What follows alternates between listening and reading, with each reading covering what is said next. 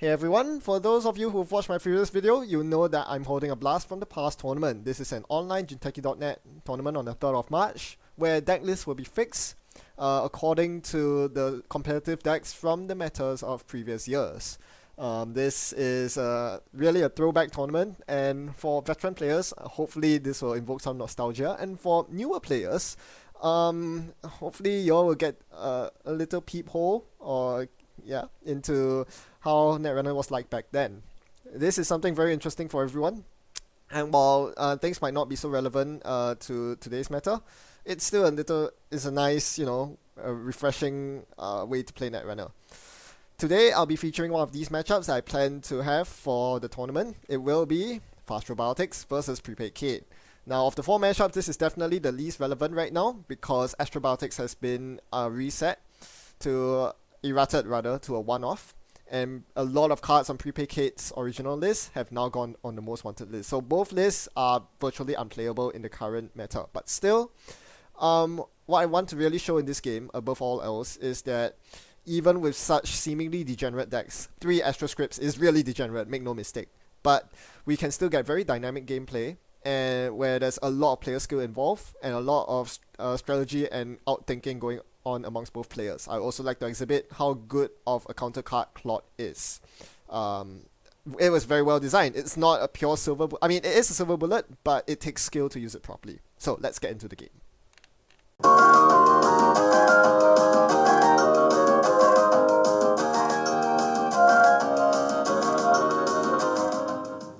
Alright, let's talk opening hands. Kate usually wants to see money early, and this might not come in the form that you expect. The most important card is actually Prepaid Voice Pad because it really increases the effectiveness of your other economy cards significantly. You'll be playing a lot of events throughout the game, and having an early prepaid goes a long way in fueling your economy. Another important turn 1 card is Astrolabe. This is actually really good in this matchup because NEH is expected to create quite a few remotes. On NEH's side, you can't go wrong with an Astro Script in your opening hand and some form of ice on HQ. Even though K doesn't really have much HQ pressure other than a single leg work, you still want to defend HQ because agendas will inevitably pile up there due to your NEH draw. Sand Sands are also really good, but do take note that because Kate, one of the cards that Kate is looking for is SMC in the opening hand, there's a very good chance that an early Sand Sand won't convert an Astro into a win that easily. So just keep that in mind. Don't really bank on an early Astro, fast advanced Astro, because in this matchup, a Clot can easily stop that. What you do want is some ice. This Toll Wolf on server 1 is going to be a huge pain. My opponent thought I couldn't get through it, but I did have Size High Stim Hack combo in hand, so that netted me an easy Astro Script. So that was a really good swing for me. Usually the Corp can get away with this sort of tricks, but Stim Hack is what turns the tables around and makes the match really interesting. Now my opponent attempts to do so again, and I think I can't contest it this time. I'm going to bank on my opponent not having 2 Astros this early on, so I'm going to allow them to score that, even if it's 3-2. Hopefully it's a Beal, so that wouldn't be the worst.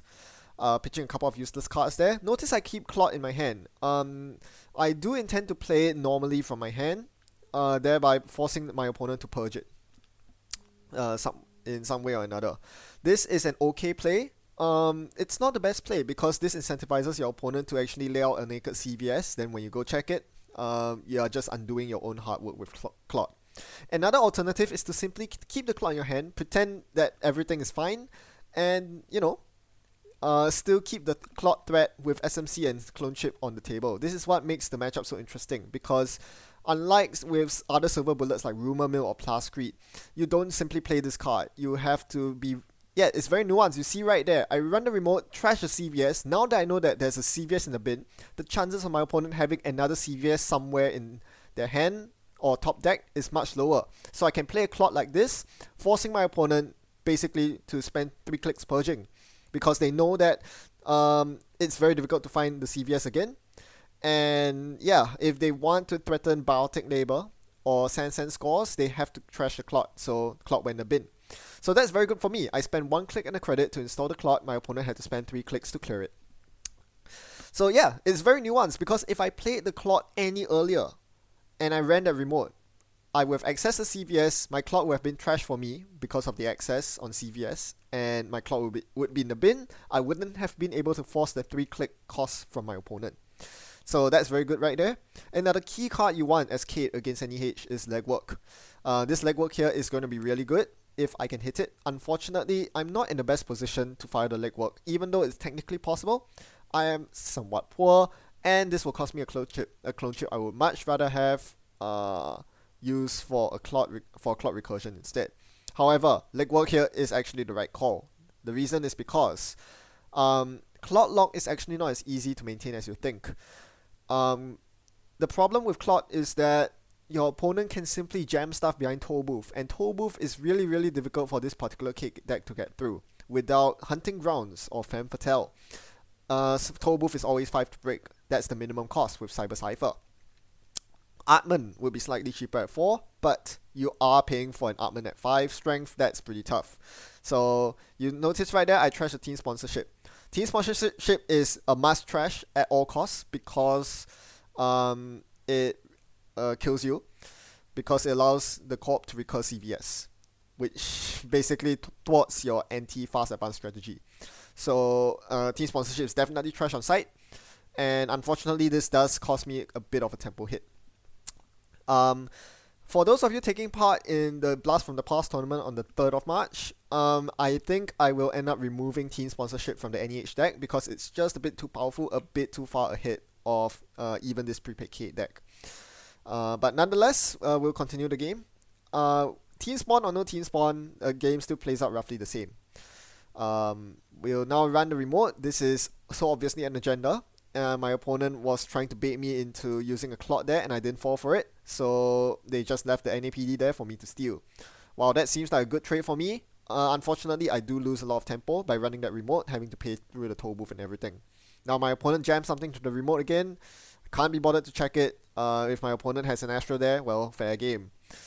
Once again, I really should be legworking here, and I do not. Very curious right there. I think I was saving up for the legwork next turn. I'm not sure if this is the right play or not. Here comes an item in the remote. Very tempting to clot here, but I decided to let it go, and this was a mistake. Shipment from Sansan, score another BU. So I'm thinking right here, this obviously means my opponent doesn't have an Astro. If they had an Astro, it would have gone in the remote. So does my opponent really have agendas in hand? I don't know. Time to find out. I legwork here, and I'm going to see Biotic Labor, breaking news, and Eli 1.0. So clearly, my legwork came one turn too late. What I really should have done was legwork the previous turn, giving me a shot at stealing the build that my opponent fast advanced out. If I stole the build there, I basically would have won the game. Unfortunately, the game drags on because I run R&D thereafter to snipe the second breaking news from the deck. This complicates things both for myself and my opponent. For myself, the second breaking news is useless. It brings me up to 6 points, and there's no way I can get the 7th point without stealing a 2-pointer. So it's essentially a useless agenda. But I deny it from my opponent, who now has to score 4 2-pointers to win the game. So it's kind of an even trade there, I guess. The game goes on, and clearly I'm leaving the Sansan remote uncontested because at this point, I can't really... You know, if I trash a Sansan there, my opponent will just continuously drag me through the remote. Given that I'm on match point now, it seems like my best play is to simply go for the multi-access on R&D, keep pinging R&D, eventually I'll get the agenda. There's still 2 NAPDs, 2 Astros, and 1 build left in the deck. Speaking of which, agenda counting is actually a pretty important technique in this matchup. You do want to keep a mental note of where the agendas are, what sort of agendas are left most importantly, because NAPD is always a worry. You notice there, I spent a click on the Enigma instead of breaking it with the Zuki Master because I needed to end the run on 4 credits. So very important to note there. Always play around NAPD contract. And that's what makes this a bit interesting. NAPD contract, while oppressive in prison decks, is actually really interesting in rush decks because the runner has 2 choices basically. They can choose to set up a bit more, giving them more money, and therefore passively increasing their multi-access, because anytime you make a run with more than 4 credits, you have more agendas available to you. Whereas if you make a run and finish on fewer than 4 credits, essentially a fraction of the agendas are blocked out to you. You cannot steal NAPDs. So in effect, you are controlling the amount of your average agenda yield on each run based on the number of credits you have. So you need to strike a good balance between setting up and aggression. As you saw earlier on, I was a bit too much on the passive side. I needed to apply more pressure on HQ because that would have netted me more agendas. Anyway, I draw my cards all in a really wonky order. This often happens. The prepaids finally come towards the bottom of my deck, but I don't have any money events to use them on. Meanwhile, my opponent's getting free draws, and this is a bit worrying. If my opponent jams something in the remote, do I clot it? I might have to. We'll see. And that's where the trickiness of clot comes in. Thankfully, my opponent isn't forcing the issue. They aren't installing anything in the Sansan remote. This is something to note as the core. Even if you don't have an agenda to score, sometimes you just want to drop something in the remote just to bait out the clot in this matchup. This could be favorable for you if they are forced to bait out the clot, and even better if they are forced to run through the server to check what it is. Oftentimes, Cape players can't afford to make that play, and so it just comes down to a guessing game most of the time. But given the board state, sometimes you can make an educated guess and often be right about whether the corp is bluffing you with a non-agenda or an agenda. Face bump the R&D. See an Eli on it. Eli is okay. I still have one dog token left. My opponent installs something in the Sansan remote. At this point, I'm installing the clot to impede my opponent at this point. It's not because I intend to contest the remote. On the contrary, I have too few credits to viably run. What I'm doing here is to make sure my opponent cannot win on the turn after this. So by clotting here, hopefully my opponent is forced to do other things with the remaining clicks and thus make it harder for them to close out the game, which makes it easier for me to find the accesses I need for the final agenda. Now my opponent's thinking really hard about this, and as NEH, there are some really interesting tricks you can do. Between Sansan City Grid, Astro Tokens and Biotic Labor with Fast Track, there's a lot of shenanigans you can do to cheat out agendas on the board. And in this case, my opponent, I believe, has a Cyberdex Virus Suite in their hand. So they are able to play Biotic Labor to gain an extra click to play the Cyberdex. This allows them to bypass Clot and score the Astro Script that they were looking to score. So now the game is very tense. I do have a last Clot remaining. My opponent does not have a Cyberdex, but I need to quickly finish out this game. So I'm going to run R&D here to see exactly one card. No more, no less. Hopefully this is it. Nope, it's Jackson Howard. Ugh, the worst card. Jackson is such a difficult decision. Oh, actually I see 3. That was a Maker's Eye run apparently. So that whiffed. And unfortunately, I'm forced to pop the clot here because... Actually, no. This was a mistake.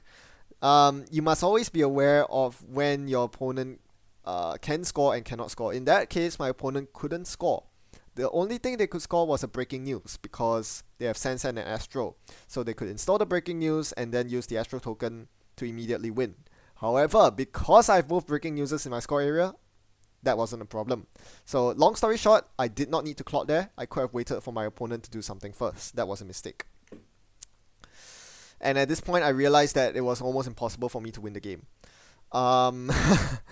Either way, because of that Maker's Eye whiff, I put myself at a very low credit level.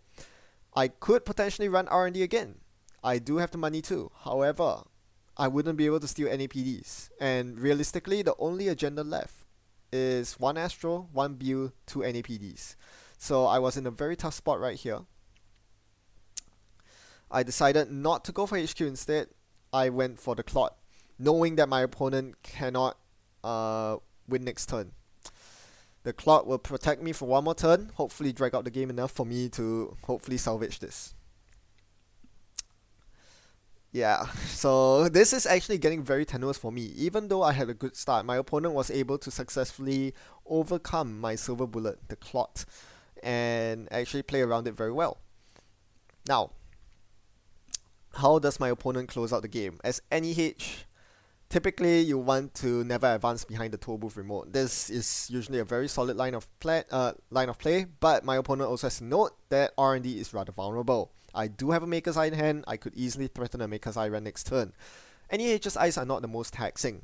And yeah, most of them are just gear checks. If you analyze the NEH eye suite, you have lots of barriers, Eli's and wraparounds, quote gates in the form of enigmas and toll booths, and a couple of sentries, architect, and Itchy. Those are like the snacks of yesteryear, designed to catch people out, those people who do not have access to Mimic. Prepaid kit usually doesn't have this problem because with the combination of SMC and clone chip, they can typically afford to tutor out Mimic at any time. So they are usually not vulnerable to the likes of Itchy and Architect as long as they have an SMC or a clone chip installed. So another key point in the prepaid kit matchup is to balance your use of SMCs and clone chips. Do you save your clone chips for Clot, or do you sack your clone chip for SMC to get a breaker?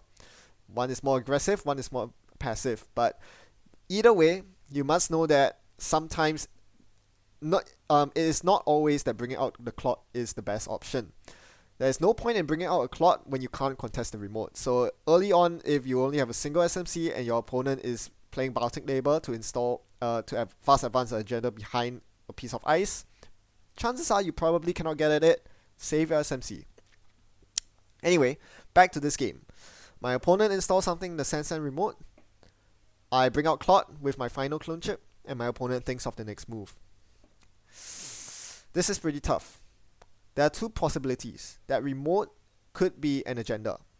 Well, it almost certainly is an agenda given how long my opponent is thinking about it. It could be a 3-2, or it could be an NAPD. 50-50 shot. Either way, whether it's an NAPD or Bill or Astro, my opponent wins next turn because they can easily advance it with an Astro token to close out the game. Can I get in? I cannot get in via normal means. Toll Booth costs 5, and they have an additional ice on the remote now. So the only way I'm going to get through this remote is by playing Stim Hack. Now I do have a Stim Hack available to me. Looking at my deck list, I see I have 2 same old things and 1 Stim Hack. Look in my bin, only 1 same old thing in the bin. So I could potentially draw a Stim Hack, draw a same old thing, play the same old thing, and then Stim Hack into the remote, which would probably get me in. Now the problem is I did see a Jackson Howard earlier on. I think it was on R&D. And my opponent hasn't played it yet. So this leads me to believe that this is a bluff. This is a Jackson in the remote. But given that my opponent triple iced it, it looks very much like an agenda. If it were a Jackson, would he really have triple iced it? No, my opponent would have iced R&D instead, fearing the Maker's Eye. So with that deduction, I deduced that that had to be an agenda. The problem is I really just couldn't get in. I needed to draw the same old thing. And actually, the more I think about it, I actually could have. I could have guaranteed drawing the same old thing by playing Quality Time, install same old thing, and then same old Stim Hack the remote. But instead, I did not see that line of play because I thought that Quality Time was just too expensive to play. So I instead took a normal draw, hoping to draw one of my economy operation events, but that failed. So the next best plan was to Maker's Eye and Hail Mary on R&D. There's a Bill and an Astro in there. Hopefully I hit one of them. 21 cards, 3 accesses. Can I get it? I pay my way through, and then my opponent Laurie tells me that I only have 1 out in R&D. Apparently, the Bill's in the remote. Oh, what a pity. Well, even a same old Stim Hack wouldn't have guaranteed me. If that remote were an NAPD, I might not have enough money to steal the NAPD. So it's tough. But instead, I see a double NAPD on R&D. Jeez. I couldn't steal either of them. I was only on 1 credit. So that's where the NAPDs were. So it came down to that guessing game. Was it on the remote? Was it on R&D? I think the main thing was that I was blind to the Quality Time play. I should have played Quality Time. Well, that was that. Very close fight. I just came up short. Well, make no mistake, as with most games of Netrunner, it can often come down to a game of multi-access lottery if both players are evenly matched. However, there are ways in which you can improve your play. As prepaid kit, you note that Clot isn't the be-all and end-all of fast advance. What you really want to do with Clot is to have the threat in conjunction with locking down a remote.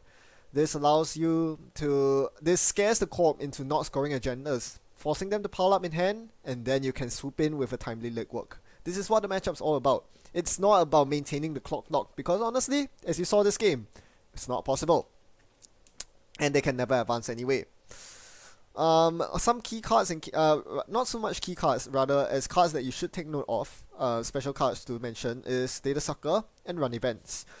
Deus Sucker is actually a really nice card to see early on. You don't really want to tutor for it with SMC, but if you find it in your opening hand, it's a boon because firstly, you install it for free with the K discount, and secondly, you get a lot of mileage out of it because your breakers are. You often find yourself pumping your breakers to break stuff like Enigma, Eli, and Toll Booth. Since you'll be making a lot of central runs, the Deus Sucker will pay itself off many times over, just like the prepaid voice pad. Run events are really prepaid Kate's ultimate tools against NEH, and is the main concern when playing as the Corp. You always keep these run events in mind. Maker's Eye allows you to win when you're on match point, like I tried to do when I was on 6 points. Legwork, again, a timely legwork makes or breaks the game. And Stim Hack, very underrated, but very powerful in this matchup, because NEH typically is one step ahead of prepaid Kate, but if you can drop a couple of Stim Hacks, you're back in it. Being able to set up your rig quickly and make key trashes like trashing Sands and City Grids is very important. And this is why same old thing should be used to recur these events as much as possible. What about NEH's side? Fastrobiotics, again, it's not all about fast advance. It's more about using the fast advance threat to make the runner play around it, and then couple in the never advance game. Never underrate the never advance game. The fact that the toll booth is so difficult to break for Kate means that oftentimes a lot of your agendas will end up being scored out. NEPD behind toll booth is one of the most oppressive agendas that situations you can create, because either you get 2 points or the runner loses 9 credits. That's pretty good for you. So I guess the most important thing to say as Fastrobiotics is that as the Corp, you have hidden information on your side. So being able to leverage that and your opponent's psychology is a very key part of maximizing your Fastrobiotics win rate. Oftentimes you can force out a clot when they didn't need to. Like, remember that time when Laurie tried to bait me with NAPD in the remote? I didn't fall for it. But if I did, I would have fell very far behind. So this is the kind of things you want to do as Fastrobiotics. Sneak out naked Astros maybe. Try to masquerade NAPDs as Astros, Astros as NAPDs, and even faking out Ice. Ice is very scary from the runner side. Before they get completely set up, they always have to respect the architect threat. And with that, it's very difficult to bring themselves to run HQ early on. So this is something you have to keep in mind as the Fastrobiotics player. Even though your Ice looks flimsy on the outside, they can masquerade as very powerful unknown Ice in reality. Well, hope you've learned something. Thanks for watching, and enjoy net running as usual. I'll see you next time.